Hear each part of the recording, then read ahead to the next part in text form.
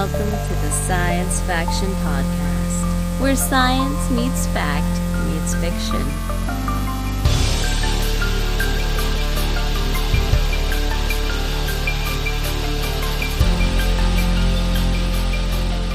This is Science Faction for the week of May 25th, 2025. I'm one of your hosts, Stephen Dominguez, and with me today, only one sad little man. Benjamin Daniel Lawless. Sad, little, man. I mean, I don't know. All three of those things are wrong. You're a happy big boy at all of them. Yeah, it's just here I am. I am what I am. And you're a happy big boy. As Popeye said, I am what I am. Yeah, he loves them yams. Welcome to the podcast. This is you're welcome. This is gonna be a wild one, everyone, because Devon's not here to bring us down. yeah. Poor you having to listen to Stephen and I, and believe me, we'll be talking a little bit about video games. Oh, it's coming. Don't you worry about It'll that. Happen. Where do we even know where Devon is and what he's doing? He said on the cast last week, he did say where he was, but I don't recall. I don't remember. Did we write a note about it? I don't know. I don't think so. I do know that. So his birthday's in a couple days. Happy future birthday, Devon. He's the answer age, like I am, 42. That's a deep cut. Yep. Douglas I Adams know joke. Yeah, you know. So his birthday's in a couple days, which means that my anniversary is in a couple days. Because it's his birthday and the next day is my wedding anniversary. So that's coming up. This is just a busy time of year, man. Yeah. I mean, we talked about it a bit pre-pod, but man, it's like the end of the school year's coming. So they're like, hey, let's do all the things. Thanks, school. And then like birthdays and anniversaries. And then next weekend, Devon's going to visit us. Right. He's coming to us. And I'm really hoping that I can sweep some of my responsibilities aside in order to really, I mean, like the evenings you've got me for sure. Yeah. Okay. But we're gonna next party weekend's hard. got a lot going on. You got like roller derby stuff. Is that happening? Roller derby stuff. Yeah. Like there are a couple of different Pride in the Plaza / in the park things happening next weekend that are happening in conjunction with derby practice, and it's just stuff. Tabling. Yeah. All the stuff. And did you say tabling? Tabling. Yeah. That's a verb now. Well, I used to think that any noun could be a verb if you threw that object at somebody. Okay. Right? That sounds correct to me. Yeah. So if you're going basketballing, you're throwing a basketball at somebody. Like, yeah, sure. Yeah. That's what balling is, I've heard. Right. Yeah. But what a baller.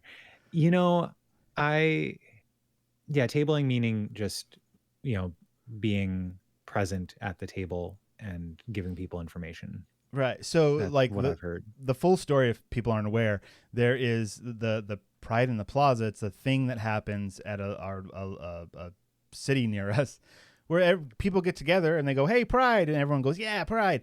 But there's a lot of like booths set up to say like, hey, also check out this thing. And so you guys are going to man / woman / they them a table there to say like, hey, we're supporting you. Also, try roller derby.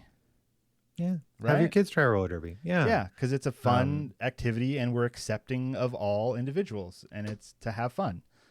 Right. Yeah. Yeah. So there's that. We're going to be combining with a local record shop. They're going to have like a DJ spinning right next to us. And so there's going to be lots of dancing. The Traffic.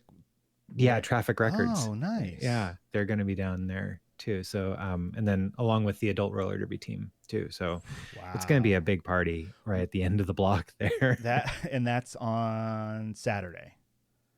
I think so. Oh, I think so. You think so? All right. You know, I'll pull up the calendar so that I can actually speak with Alacrity. With is that a word? Yeah. What does alacrity? Alacrity is a word. What does it mean? If I'm only I gonna was not already trying to look up a different at, thing. In order. Cheerful willingness and eagerness, speed or quickness. Yeah.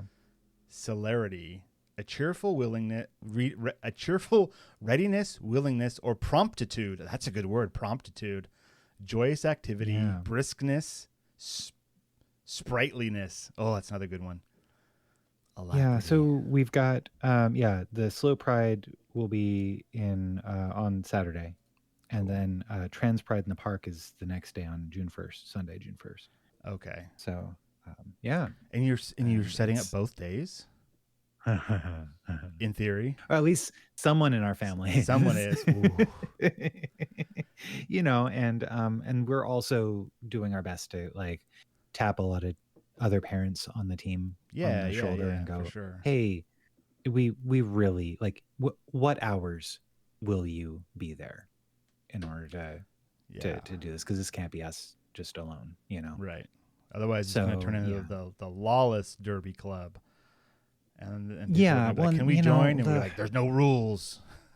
If it's just me, I'm going to be really disappointed in myself. That's just a road to my own disappointment. So, you know. Oh boy. Yeah. Mm-hmm. All right. Well, yeah. This is a podcast about science and science fiction. But I don't know how much of those things we're going to talk about this week. Yesterday we watched The Wild Robot. Dude, how did you like that? I didn't like it as much as you did. Okay. So it just came out on Netflix. The kids have been waiting for it. Because my oldest, they read the book she said in 3rd grade, I think. And so she, knew about it. And so, adaptation's great. She got the younger sister involved. So they've been eagerly anticipating watching it. And because of your review, I was like, yeah, that's something I'd be interested in as well. So yesterday, the kids were just awful little monsters most of the day. And then it came into the later afternoon and we're like, all right, let's sit down and settle down and watch this movie. And we did. And, it's fine. It's a fine movie. There's nothing wrong with it. About halfway through, I started falling asleep though. Yeah. For me, and I 100% realized that this movie is not for me. This is for a younger audience, I feel. It just seemed like all of the things that were happening just seemed very telegraphed, very obvious. And that's fine because I have life experience. And so I get it. I'm like, okay. And then this thing's going to happen next. Yep. Then that thing happened next. And then, and then I bet this other thing's going to happen. And then that other thing happened. And so because of that, I was bored. However, that is definitely a Steven thing and not a reflection of the movie itself because the kids loved it. They had a fantastic. They had a fantastic time. They loved the whole thing from start to finish. And then like from a technical standpoint, like the voice acting was great, the animation was great, the pacing of the movie wasn't bad. I felt it moved along at a good clip. Which it's interesting. It's interesting you say that because I feel like it's a deliberately slow movie. Like, in addition to me, it felt like I think I mentioned this. It felt very much like the Monk and Robot books in its pacing and in, perhaps it's because it's a story about parenthood. Spoilers. It's a spoiler. It's a story about parenthood. Yeah. Like, because you are a parent, you're like, oh, hey, I'm starting to see the pattern here. Yeah. And not all of it is surprising because Right.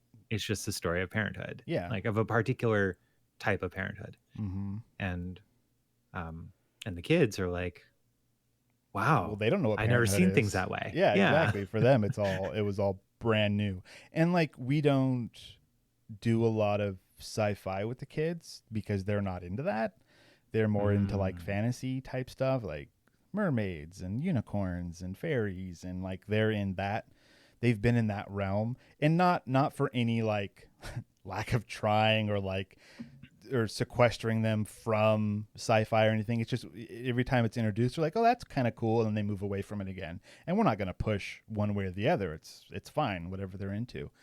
So I was a little bit like, when it started off, and it's like, to me, I'm like, okay, robot, land on this island, doesn't know, like, it was a lot of like, robot tropes, alive robot tropes, which they're not familiar with, but I am.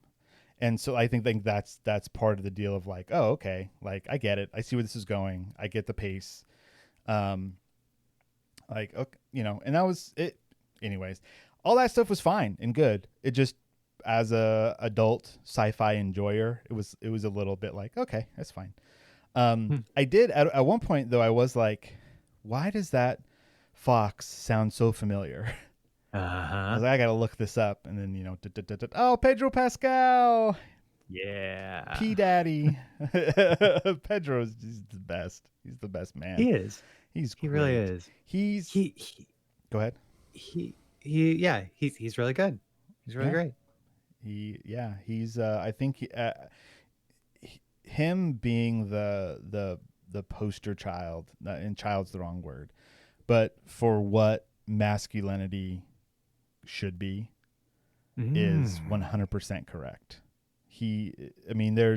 There are things like, because he is from the outside very confident in who he is, how he interacts, who he protects, what he says. It's all appears to be 1,000% genuine in a positive way. Oh wow! I suppose this is one of those things where I'm lacking in that.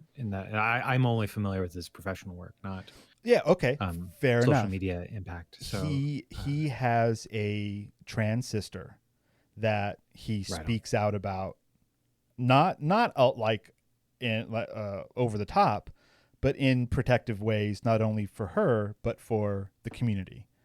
Right on. And he is very open about these kinds of things. Anyways, that's like his personal life and stuff, which isn't like a huge deal, but it is, because he has now become this like very popular force in modern media. Right. He's got The Last of Us. He's got the Fantastic Four coming up.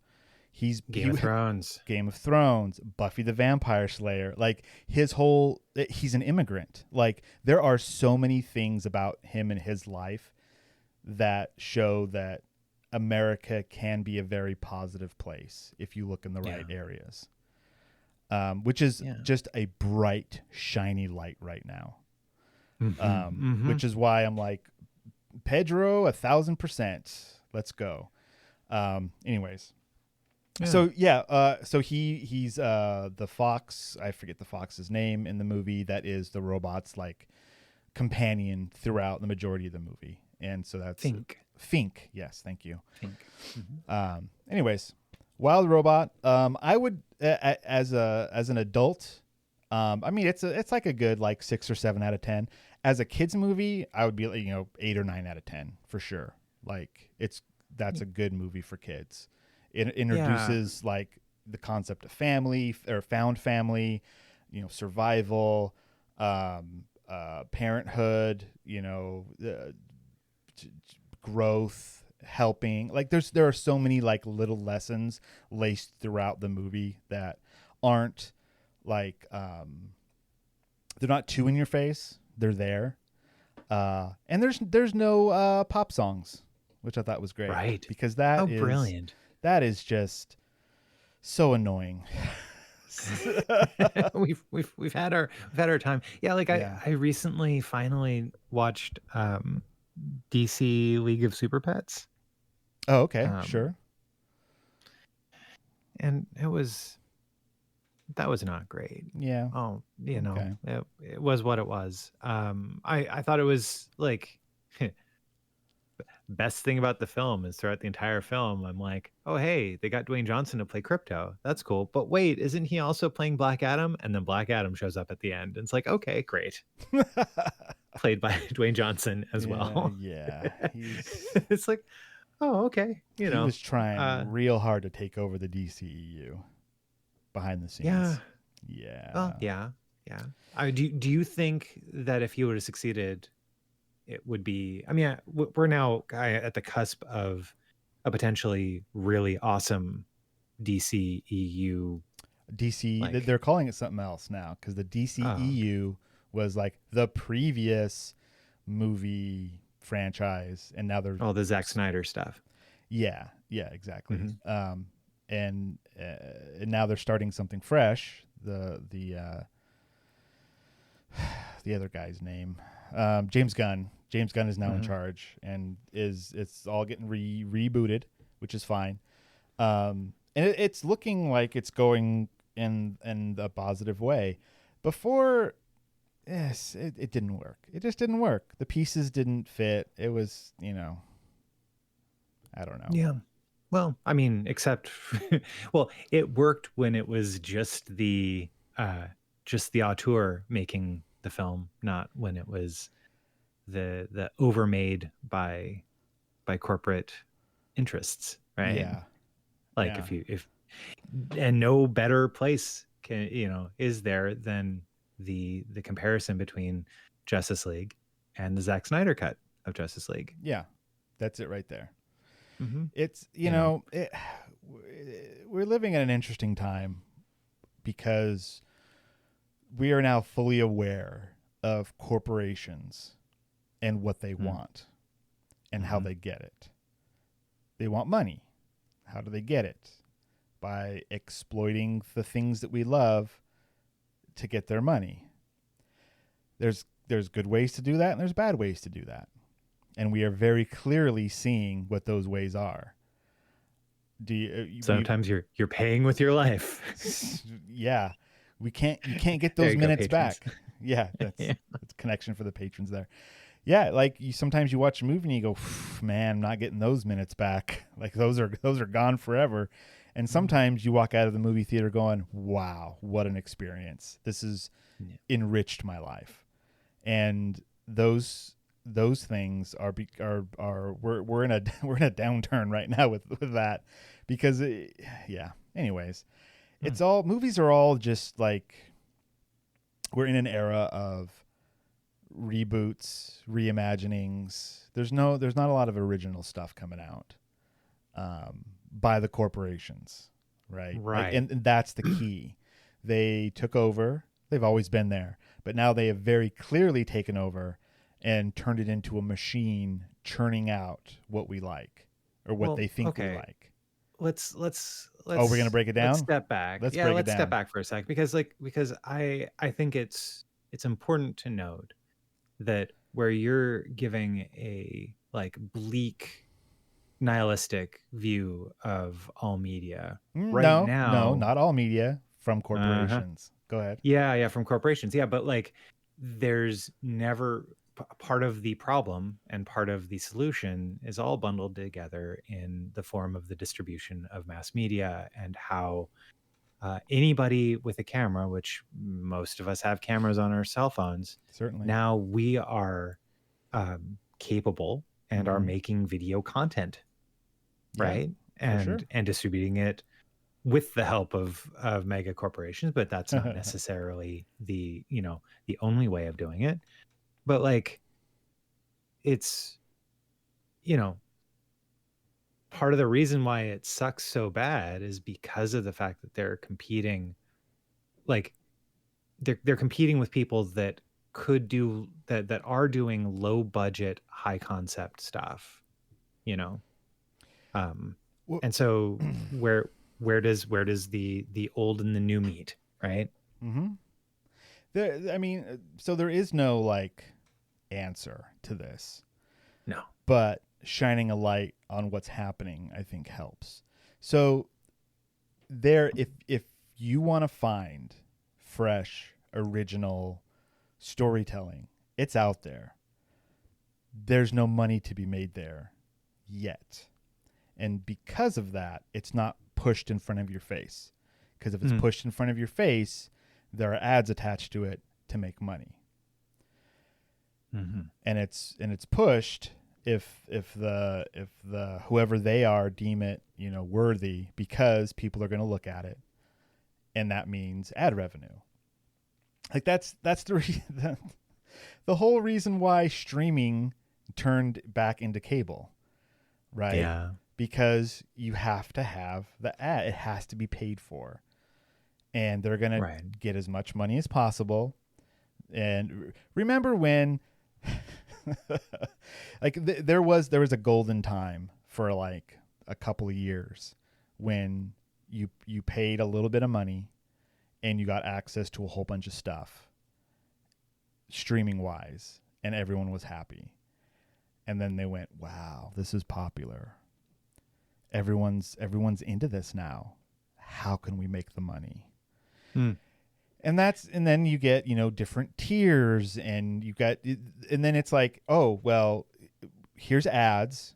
Oh, you don't want ads? Pay more money then. Either way, they're going to try to get their money, right? You're going to pay with your life, or you're going to pay with your life, right? You're either paying with sitting there watching the ad, and that's your life, or you're paying with money, which you got from working a job where you paid your life, little bits of your life to get that money and then transfer it into what you want later.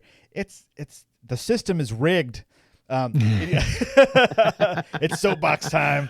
No, so like it is what it is. Look, find your joy where you can find it. If it's watching The Wild Robot, fantastic. If it's watching DC League of Super Pets and that's where you find your joy, do it up. If it's watching a hour and 45-minute long YouTube video about the history of Doom lore, then find your happiness there, because I found some there. Oh, geez. All right. Tell me about that.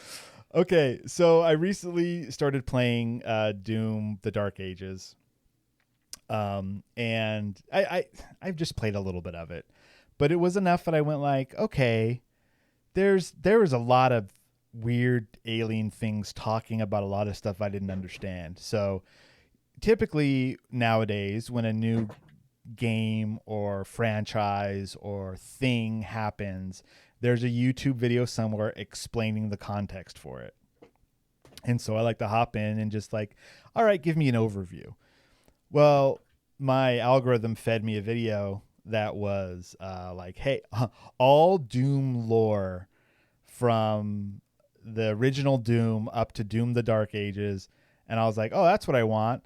Hour and 45 minutes. And I went, that's a tough sell. Let's see how it goes. And because with stuff like that, it depends on the presenter, like because you can have somebody with a terrible mic droning on and on about nonsense that you don't care about, or you can have a very entertaining breakdown of these things. Fortunately, it was an entertaining breakdown. And this dude went through the 90s era Dooms, the 2016 new era Doom, and then where Doom: The Dark Ages fits in there, which is kind of between the two of them. And I watched all of it, man. I watched the whole thing. It took a couple of different sessions, but I watched it all. And I'm going to save you an hour and 45 minutes. If you're into Doom and you're into Doom lore, great. But essentially it breaks down to Marine kills demons repeatedly. That's it. Okay. That's all it is, man. And if you want to go like a layer deeper, then it's like, okay, you've got portals to hell and back, and there's demons, and then now there's like alien races, and it's all about portals to different realities, and no matter what, the Doom Slayer gets in there and he kills stuff and then comes out again, and then rinse and repeat for the next game. And that's all it is. But like, that's all that series needs to be. Like, from the very beginning, it's like, you're a dude. Oh, look, demons, shoot them. And like, sometimes that's all you need for your entertainment. And like, I played Doom 2, I think, a bunch when I first got a PC way back in the late 90s. And I didn't finish it. I just did it until I had my fill. And that's kind of how I felt. Like the 2016 Doom, same thing. Played it a little bit. Was like, all right, I get it. Shoot the demons. That's fun. And now Doom: The Dark Ages. I didn't play the other one. Doom Immortal, I think. You shoot the demons, and there's metal music in the background, and they explode out health and armor. Like it's just a silly game, and it's great, and it's ridiculous. And you don't need an hour and 45-minute lore video unless you're like way into that stuff. You don't need it for context. Some of these games, like, you need the context to really get what's going on. You don't need it for Doom. Shoot the demons, you're fine. I mean, you felt like you did, right? You jumped into the game and you're like, oh, there's something more here, and what am I missing? Well, I'm curious. It's curiosity. I'm like, okay, is there something interesting and compelling behind the demon shooting? Not really. Like a little bit, but not really. Like watching those videos about like Mass Effect 3. That's different. We're not going to get into that though. Like I gotta replay those now that I've got the Legendary Edition. Yeah, man, do that. I mean, see, really should. The thing about replaying RPGs is it can get stale because you already know like what's going on. So recently, Bethesda did a Oblivion remaster, right? The Elder Scrolls game that came out before Skyrim, Oblivion, and it was a fantastic game. I played it when it came out for hours and hours and hours, and they recently did a remaster, which is actually, like, looking at it and what they did was pretty great. Like, they revamped the graphics and like did some quality of life stuff and redid some voice work. Like they put a lot of effort into it. And I was like, that is awesome. That's amazing. I am not going to play it though. I've already experienced that story. That story's already been told. I get why people want to go back to it. That's great. There's a theory or a rumor that they're going to do the same thing for Fallout 3. And that I haven't played in years and years and years. And that's a franchise I'm a lot closer to. So if they do that, I might go back and pop that in and play it, but I don't know if I'll play it through to completion, but I might play it just to check it out. I don't know. Yeah.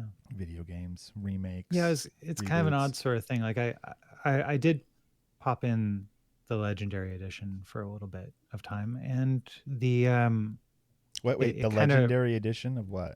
Of Mass Effect. Oh, okay. That's what it kind of reminded me, like, oh, that's right. Just taking the defaults, because I was like, I just want to jump in and go play, and I just took all the defaults and was like, this isn't right. This isn't what I remember. This isn't the character I played before. Whoops. Yeah, and I think that how wonderful that there are some video game experiences where there's a canonized in my head version of things. Yeah, that's the first time you play it. That's canon for you. Right. That's what happened. Yeah. And when you have games that are so that are so wildly divergent, based on your choices, it can, for me, I have a little bit of trouble going back to them, because when I do start to diverge from the original, from the sacred timeline, it just feels wrong to me. Yeah. Same thing, unless I go in with a purpose. Like, so with role-playing games in general, you can have a certain build. Like, I'm going to play this stealthy, or I'm going to play this as a jerk, or I'm going to play this with a big hammer because I've never done that before. You know, I'm going to play this taking this side versus that side. And in those instances, you can kind of like, timeline A, timeline B. Like, you can kind of get in there and see what else can happen. The trouble with that is a lot of the choices in role-playing games are not real choices.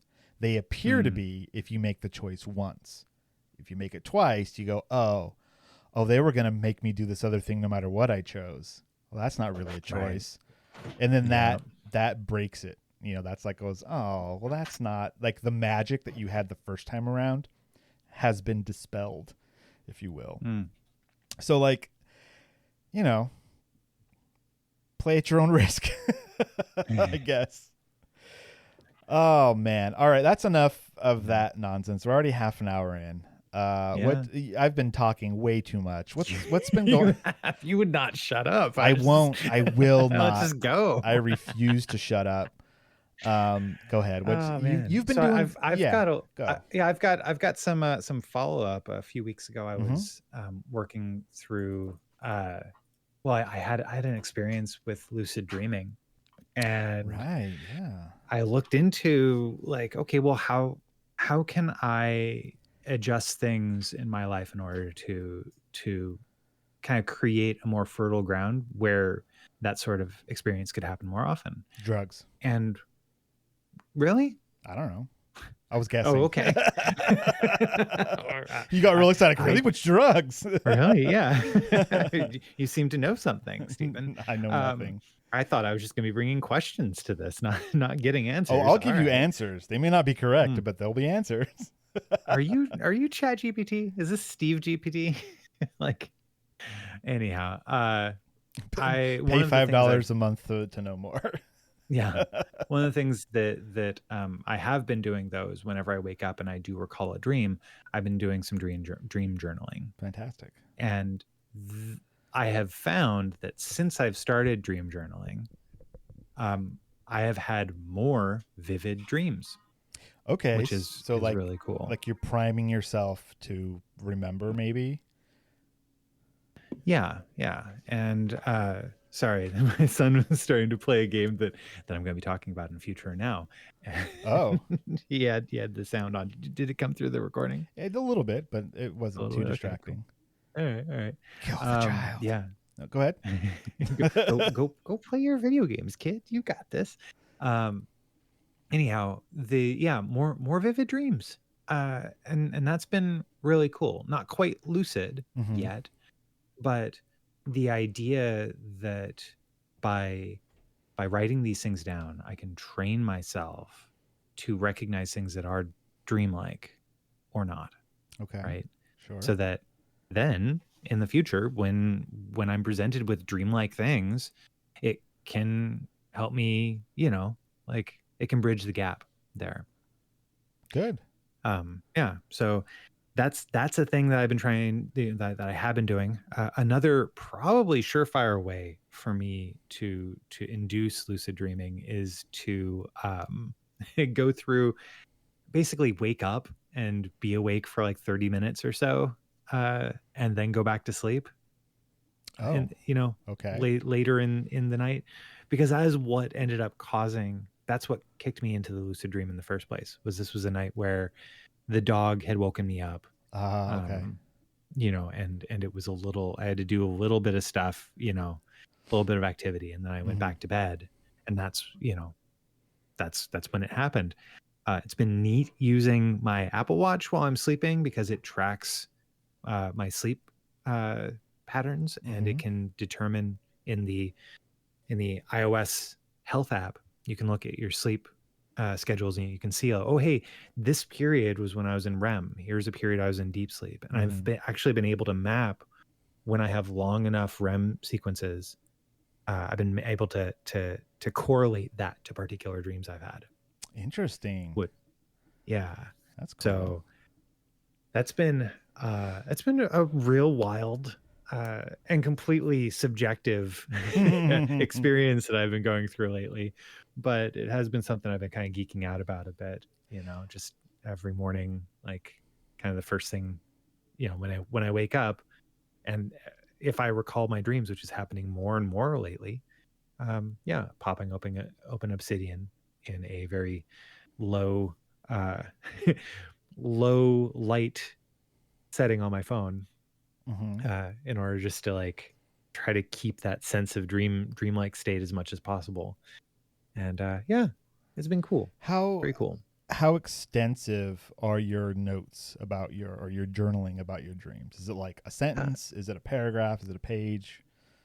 It depends on the dream. Okay. This morning it was only like a very like 4 sentences long. Okay.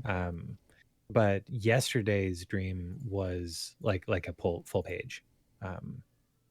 So, and it looks like I've got 13 backlinks of in my Obsidian database of times I was bringing that I was dealing with stuff with dream journal and stuff. So yeah, pretty cool. I've done it 13 times now. Right on. I'm curious if the health behind lucid dreaming. So like we as like, science, the world of science, not us personally, but humanity, we know that dreaming is important, right? Our brains, we need to dream. And if you're not dreaming, you are not getting the correct amount of whatever dreams give us during the night.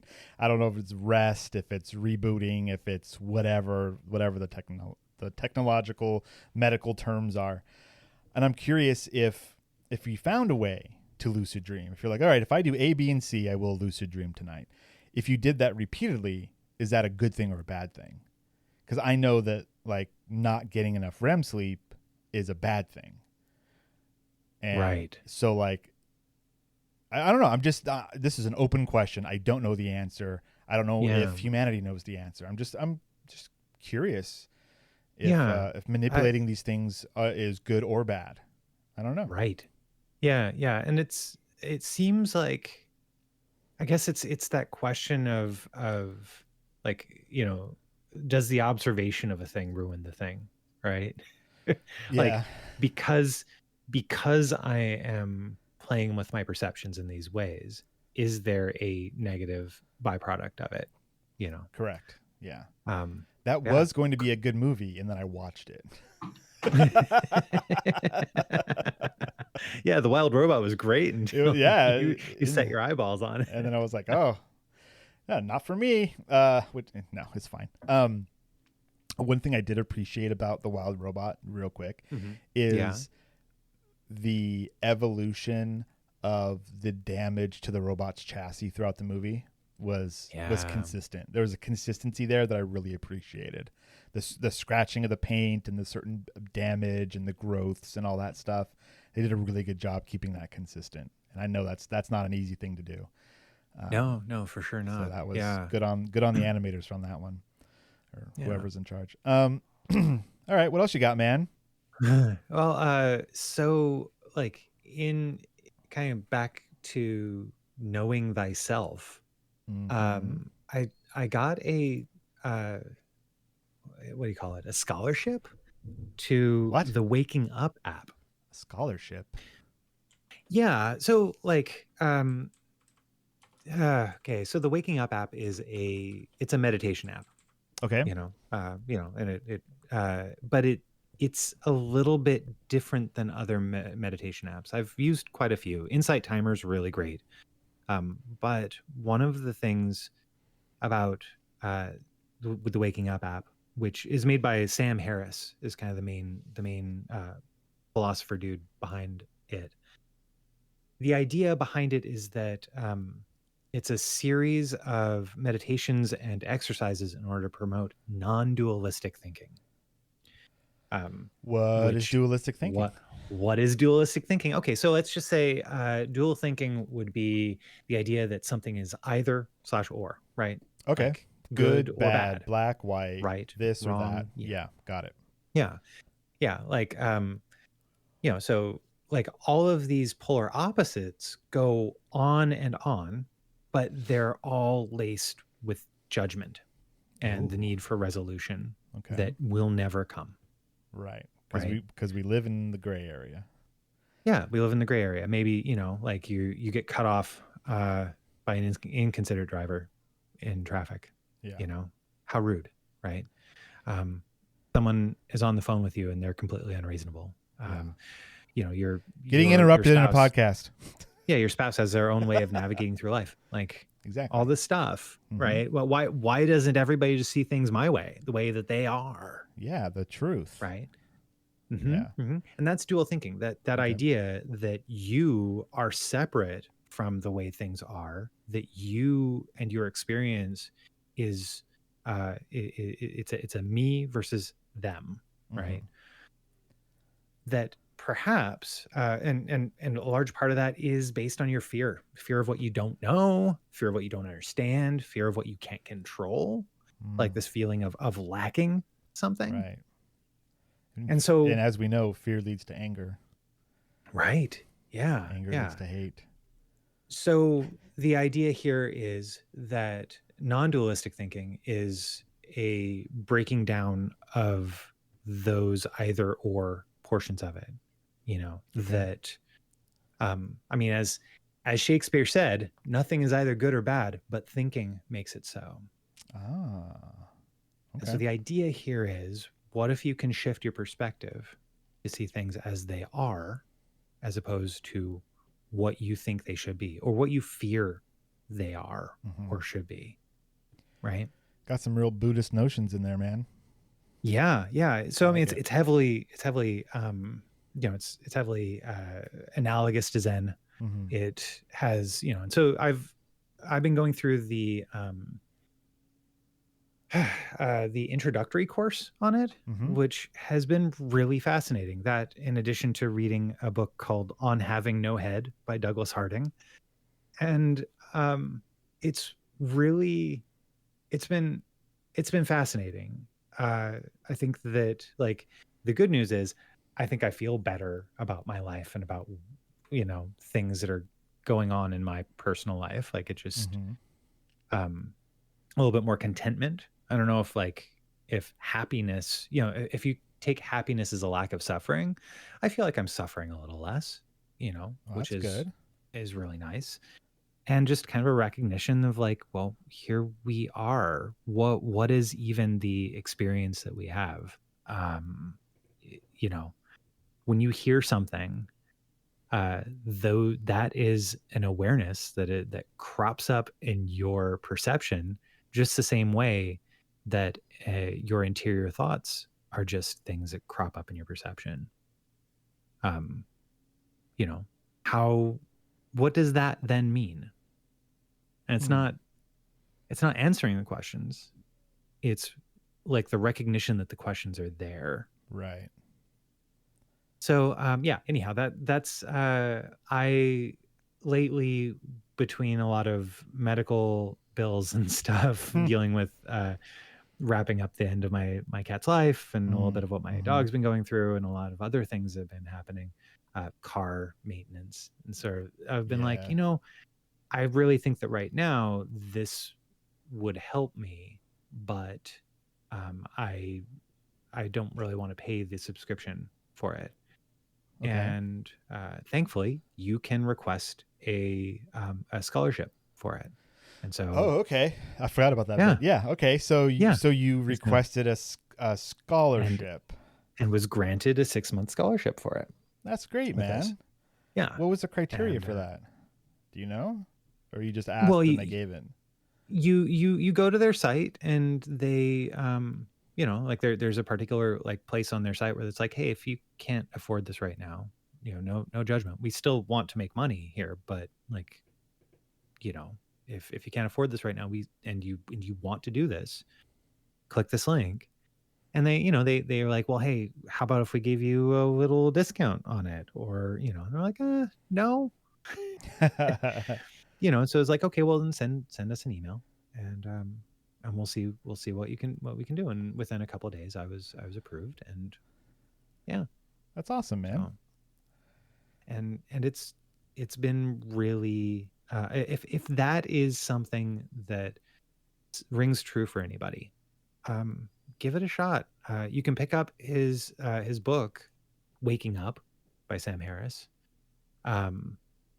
But and that's really good. But one of the things that actually kind of got me into all this was that there was an interview, like a podcast interview between Dan Harris, who ran the 10% Happier app, and his you know, he and Sam Harris are not related. They just happen to have the same last name, but they had a nice little chat. And one of the things that really got me about it was Sam Harris. Um, his home was in the recent wildfires and down in Los Angeles. Oh, wow. And yeah, and so like he and his family had evacuated, and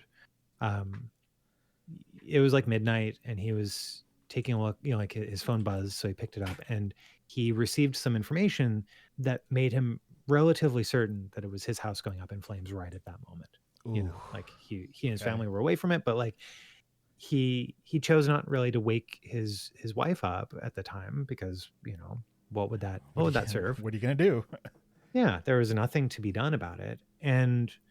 But like in that moment, finding equanimity in this certainty that he had. Thankfully, it turned out that the information he received was inaccurate, so his house was not fine, but it remained standing. Mm-hmm. But yeah, like the idea of like, well, hey, what is it like? I can let that stuff go, right? And that felt like a superpower that I really wanted to tap into right now. To not freak out about things you cannot change that may or may not be correct. Yeah, the equanimity of it all, just being able to, like there was another interview I heard, which was the with someone who came into like prisons in order to like lead some like Buddhist like meditation, Mm-hmm. within the prison systems. And he had said that like a lot of what prisoners are looking for, inmates are looking for, is the ability to be unmessable with, uneffable with. Okay, sure. But the basic idea is that like when someone says something about you, that if you respond to that, that's an agreement that you've made with them. You're lending them like all that. But if you know yourself, then they could say ridiculous and terrible things about you or about your family or whatever. Yeah. And why would you need to respond? You know what the truth is. Sounds like confidence issues. Right? Yeah. But like, and isn't a lot of violence confidence issues? I think maybe you're right. maybe it is. I don't know. I'm not a psychologist, but at the same point, like that idea, like seeing these things as being able to like shift your perception, for your benefit and for the benefit of all living beings. Cause it doesn't just like your impact on the world doesn't just stop with you. It's, it goes to your family, it goes to your friends, it goes to the people in the community. It goes to the inconsiderate or considerate drivers that are on that share this term of traffic with you when you're in it. Yeah. So that's some of the stuff I've been scratching at lately. Wow. Okay. Scratch that itch, sir. One of so I have not had a lot of free time lately. And we talked about this pre-pod a little bit. It's a busy time of year. One of the things that I have been doing, and it's a bit meditative in a way, and that's forging, doing my blacksmithing stuff. Yeah. So I've talked about this before. I've got that all set up. It's and I spent about roughly $50 on raw iron, steel. What do they call it? Just stock, metal stock. So now I've got a whole bunch of metal waiting to be forged, and I've got a couple projects lined up, and I've been working on them. But what I've found is when I'm out there, when you put the metal into the forge, it takes some time to get up to forging temperature. Okay. And not too much time, not too little time, just enough to sit quietly and think, which is nice because I don't get a lot of chances to just sit quietly and think, right?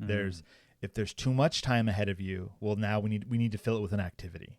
And that could, a positive activity, like, oh, I got this chore I got to do, that kind of stuff. Or you have too little time and it's like, well, I can't do a big activity. I can't do a small activity. I have enough time. I can look at an app for a minute or two and then I need to, move on.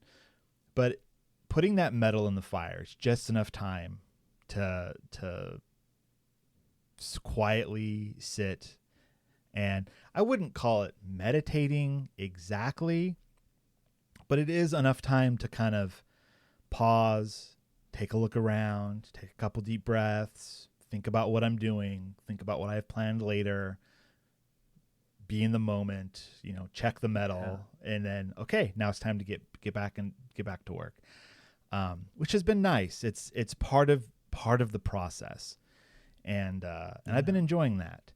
The state of flow, and right? Like and the other day I'm working on this project. I'm making a pair of tongs for myself. Right on. Which that's a big part of blacksmithing is making your own tools to then be able to give yourself the ability to make other things. The tongs that I have now, I bought online and they work okay, but I need some specialized tongs for holding a certain size and shape of stock, which the tongs that I have is not good at.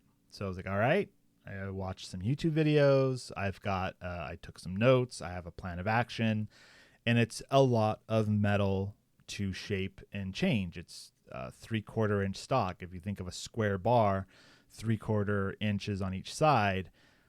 And I think the piece that I'm working on started off at about 14 inches long. That's a big chunk of metal, and that takes a lot to work with. And then when I was done for the day, I looked at my hand and counted 7 blisters on my hammer hand. And as of this recording, one of them tore open and is very painful. 2 of them that I thought were going to tear open didn't, and have now started turning into calluses, which is nice. And the other ones were small enough that they're kind of starting to fade away now. But yikes! Boy, oh boy, was that a bit of a not really an eye opener. It was more of like what's a good term for this? Like a barrier to commitment. Like I know that I want to keep forging, and I know that means more blisters, more pain. And I also know that if I keep up with it and enough time passes, that will go away. Eventually I will get calluses. Eventually this stuff won't bother my hand as much as it does now. Am I still going to commit to this? And I'm like, yes, I still want this. So now I'm like, okay, next time I go out there, it's going to get painful, but I'm committed. It's an interesting place to be. Hey, look at that. We're almost an hour in.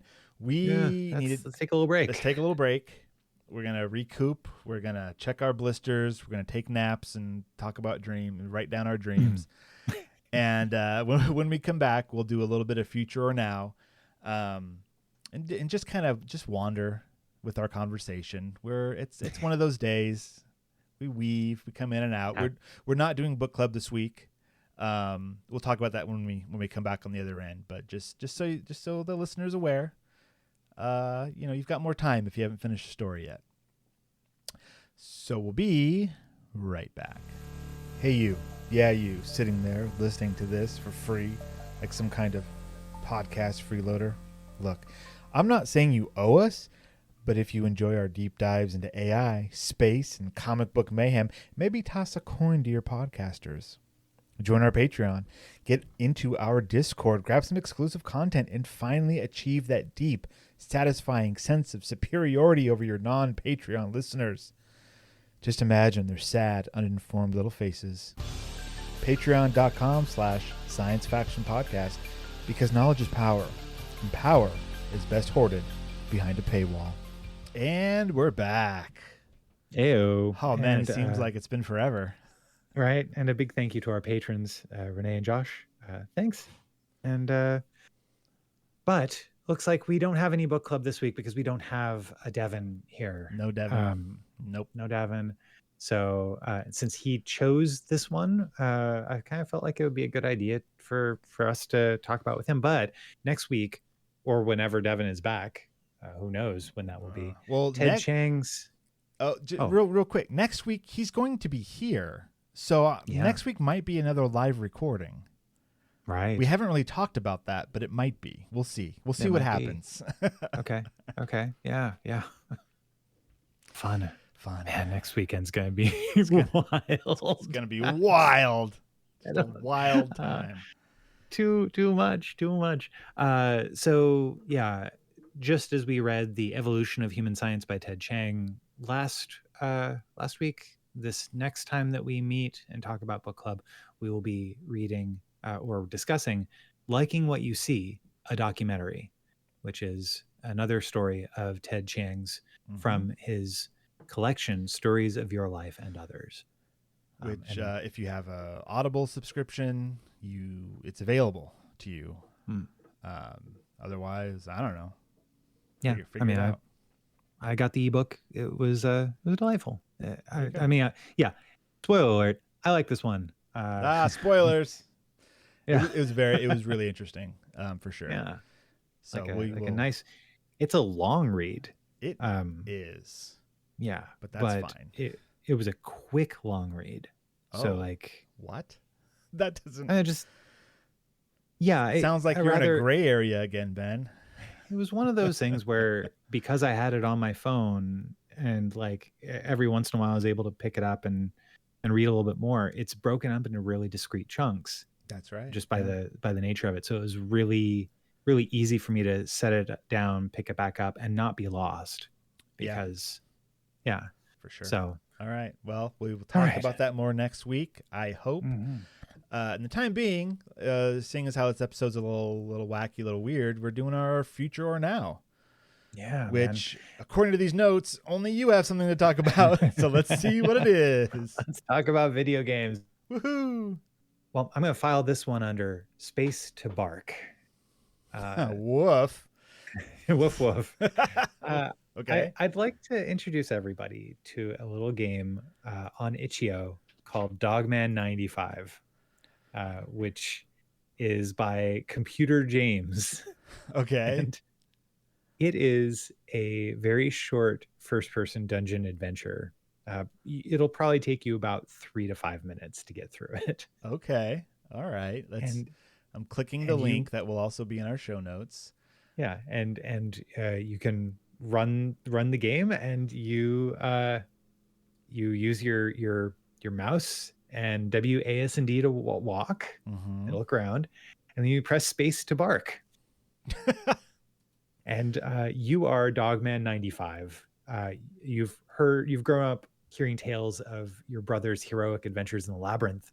Illustrious warriors all, your training would have to be enough. Dog Maiden, guide us. Wow. And it is really weird. Okay. But a neat little dungeon, first person dungeon crawling game, where you play as a dog with a sword. And whenever you are interacting with the world, you are barking at the world by spacebar.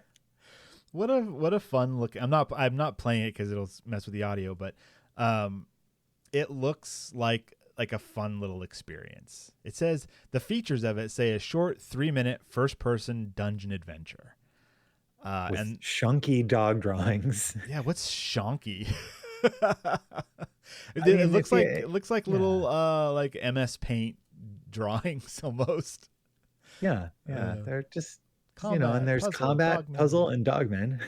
Beautiful. And yeah, it was really, really something else. I think I found out about it from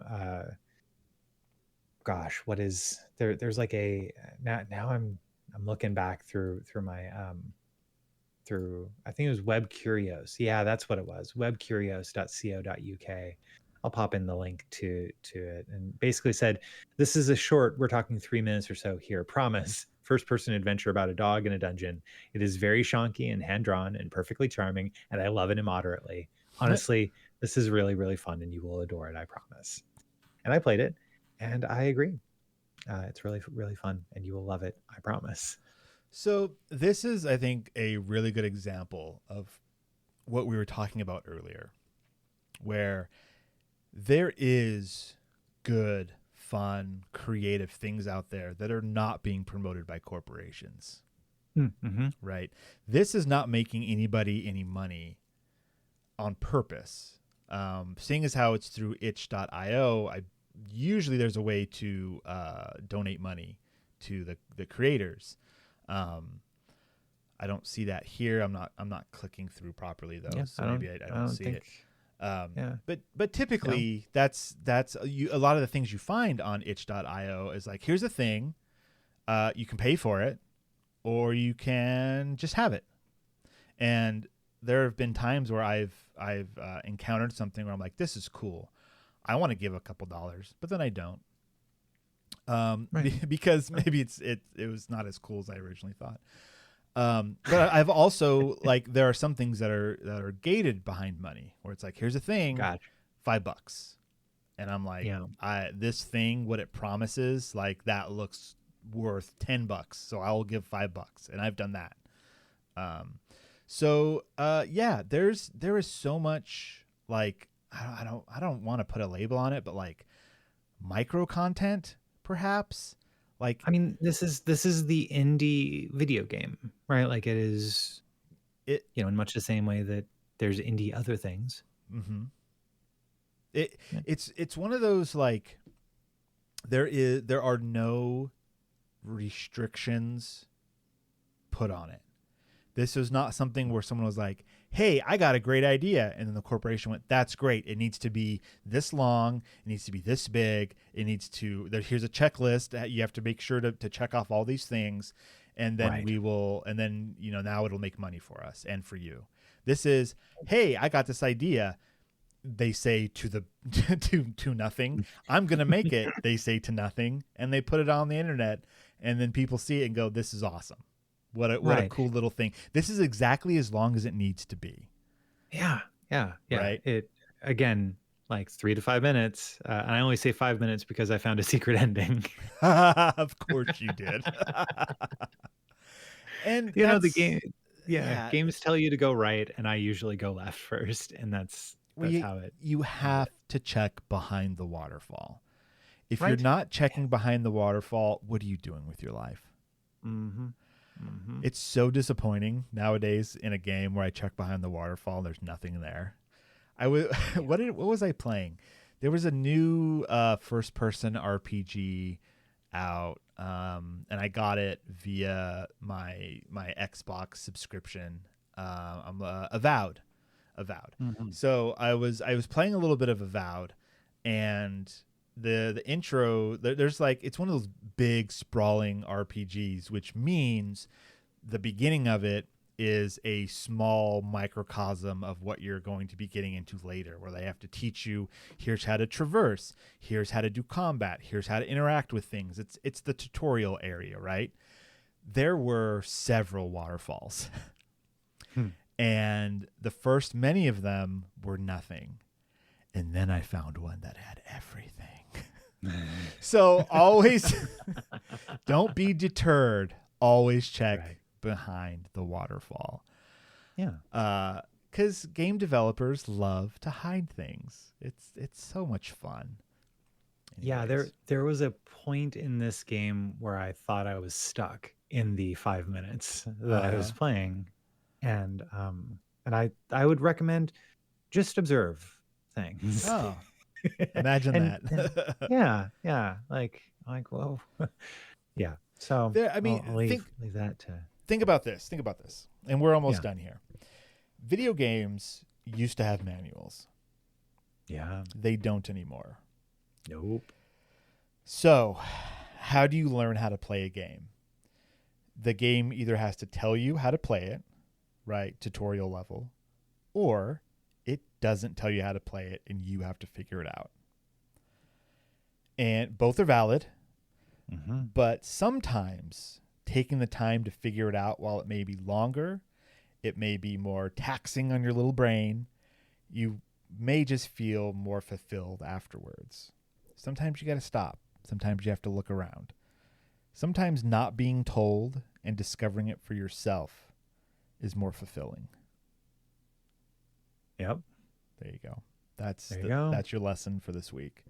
Yeah. So I hope you enjoy this little game. It's silly and irreverent, but How can do you play it in browser?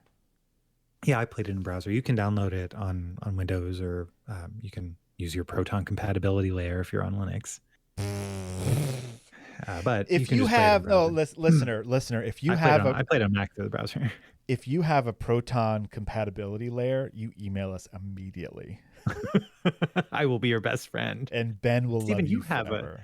You have a Proton compatibility layer. Just because you have one doesn't mean you know what it is. Yes, I mean, much like a lot of. I mean, how do you know what your tibia is?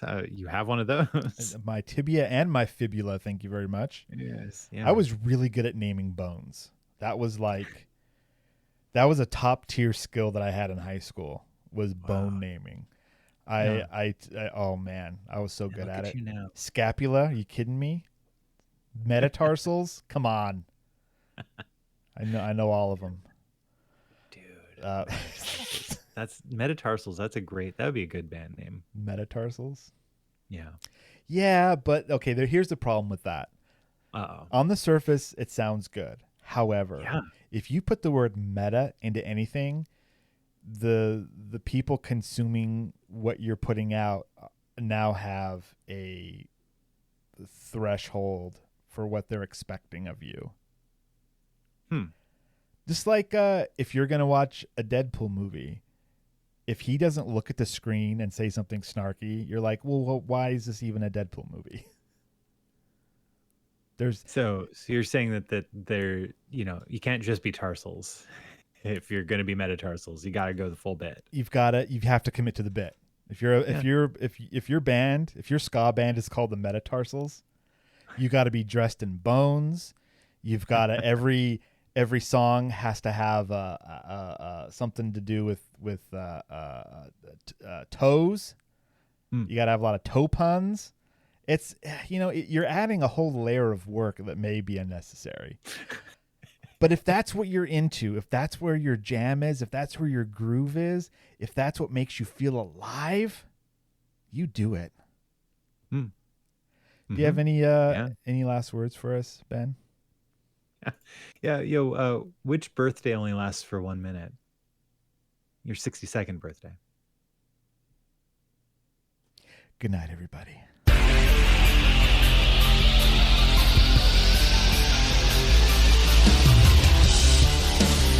This has been the Science Faction Podcast. Tweet to the host at SciFact Podcast.